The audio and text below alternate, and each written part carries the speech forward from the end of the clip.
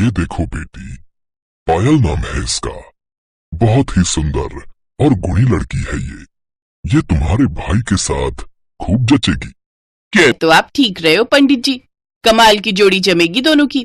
ठीक है, फिर आप बात आगे बढ़ाइए, मैं भैया को शादी के लिए मना लूंगी।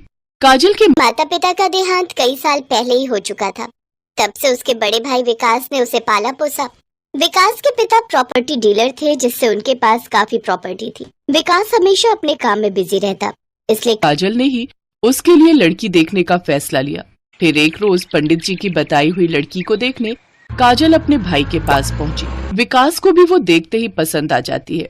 फिर सबकी रजामंदी से दोनों की शादी हो जाती है। पायल शर्मा खानदान की बहू बनकर आ जाती है। आते ही उसने घर की जिम्मेदारियां संभाल ली। ऐसे ही समय बीतता है और शादी के 2 साल बाद वो एक बेटे को जन्म देती है। वाह, कितना सुंदर बेटा है मेरा।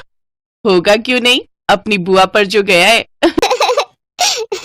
अच्छा बताओ तुझे, बुआ की बच्ची। ऐसे कुछ साल बीत गए। पायल का बेटा अब 6 साल का हो गया।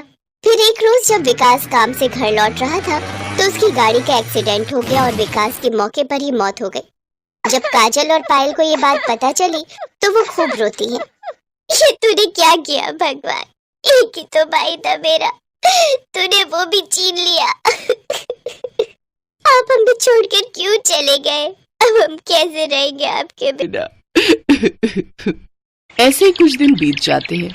एक रोज एक वकील उनके घर आता है। काजल कौन है? जी मैं हूँ। देखिए, आपके भाई ने जाने से पहले सारी प्रॉपर्टी आपके नाम कर दी थी। मुझे इन पेपर्स पे आपके साइन चाहिए।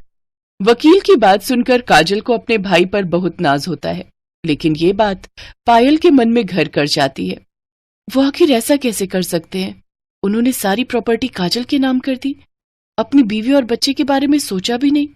नहीं, मैं इससे ये प्रॉपर्टी हासिल करके ही रहूंगी और इसे इस घर से निकाल कर ही रहूंगी। अब पायल काजल पर खूब अत्याचार करने लगी। वो उससे घर के सारे काम करवाती और उसे